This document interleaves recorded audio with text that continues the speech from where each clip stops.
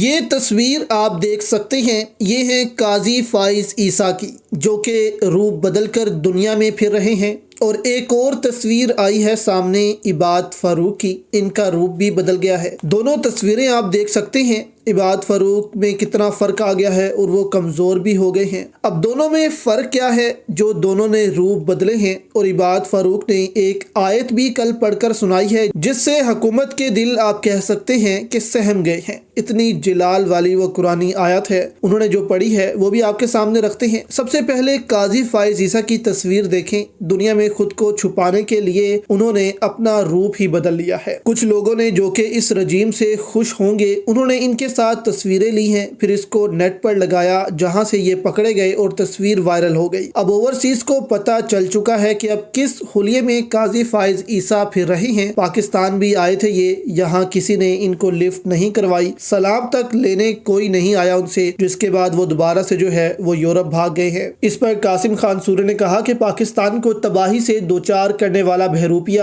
آج کل حلیہ بدل کر دنیا میں چھپ رہا ہے۔ سمینہ پاشا نے کہا کہ شروع سے ہی بہروپیہ تھا، اب پھر روپ بدل کر پھر رہا ہے۔ جج کے روپ میں نون لیگ کا کارکن، اسٹیبلشمنٹ کا نوکر، اپنے ادارے کا دشمن، عوام کا دشمن۔ لیکن عباد فاروق نے دوستو حق سچ کا ساتھ دیا اور ریاست نے ان کا حلیہ بدل دیا ہے۔ لیکن آج قوم عباد فاروق کو سلام پیش کر رہی ہے اور قاضی فائز کو بہروپیہ کہہ رہی ہے۔ عباد فاروق نے دوستو ایک آیت جو ہے وہ پڑھ کر سنائی جس کا ترجمہ تھا کہ کہہ دو کہ میری زندگی، میری موت، میری قربانیاں سب رب العالمین کے لیے ہیں۔ یعنی کہ عباد فاروق نے کہا کہ شکر ہے میرا کہ میں 2 سال سے جیل میں ہوں اور میں نے جو ہے وہ یہ سب دیکھا ہے۔ انہوں نے کہا کہ یہ سب کچھ جو میں کر رہا ہوں وہ صرف اللہ کے لیے کر رہا ہوں، کیونکہ ہماری قربانیاں سب اللہ کے لیے ہیں۔ ایک اور بیان میں وہ کہتے ہیں کہ ہمارا لیڈر دنیا کا ایک بڑا لیڈر بن چکا ہے۔ مجھے خدا کی قسم اپنے لیڈر کی اس وقت سمجھ آئی جب میں جیل میں تھا اور میں نے امام بخاری کو پڑھا۔ تو یہاں تک جو ہے وہ عباد فاروق نے جو ہے وہ بیان جاری کیا ہے۔ تو آپ دوستو خود کمپیئر کریں کہ ایک طرف عباد فاروق جنہوں نے اپنا بیٹا بھی قربان کیا ہے اس لڑائی میں، اس جہاد میں